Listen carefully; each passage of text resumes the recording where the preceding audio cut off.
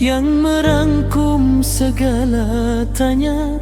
Terdengar gema dari kedalaman masa, suara yang menembus tirai dunia. Al-Quran huwa al-haq, kalam kekasih, jawaban segala luka. Bait kedua kisah generasi jaya.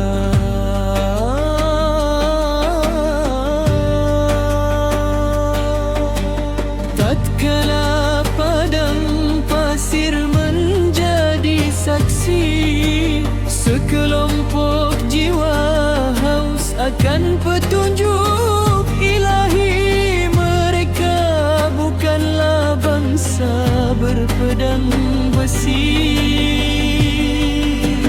bukan pula pemilik harga yang berlimpah ruah. Hanyalah hati yang kosong dari selainnya. Bejana-bejana ruhani menanti tuangan wahyu. Mereka membaca 10 ayat lalu berhenti, bukan karena letih, tapi karena ingin menyelami lautan makna, menyatu dalam amal. Setiap huruf menjadi nadi, setiap ayat menjadi jalan.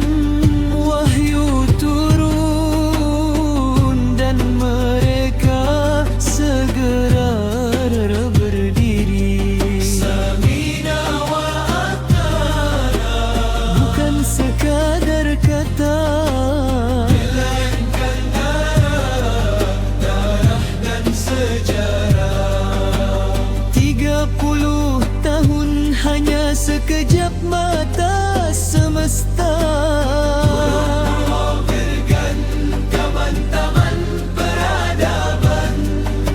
Bizantium dan Persia menunduk takjub, bukan kepada pedang tapi kepada cahaya. Cahaya yang mengalir dari dada-dada yang hidup, oleh kalam yang menjelma akhlak dan tindakan.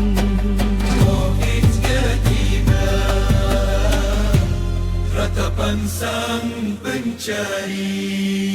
Wahai jiwa yang merindu, mengapa kini kita berjalan dalam lingkaran? Kita membaca ayat-ayatnya setiap fajar, namun mengapa dada ini tak lagi bergetara?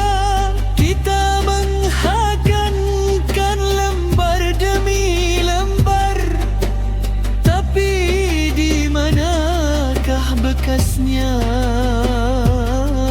pada lentahkan kandang? Kita keterputusan itu telah merayap seperti embun yang diam-diam lenyap. Kita kehilangan tadabbur, cahaya pemahaman. Kita kehilangan hikmah, keberanian menegakkan Al-Quran. Hanya tinggal di lisan, tak sampai ke jalan. Ia hadir di upacara, tapi absen dari kebijakan. Kita mengejar dunia dengan tangan-tangan asing, meminjam solusi dari peradaban yang kehilangan jiwa. Sementara kitab suci terbaring sunyi, menunggu generasi yang berani banyak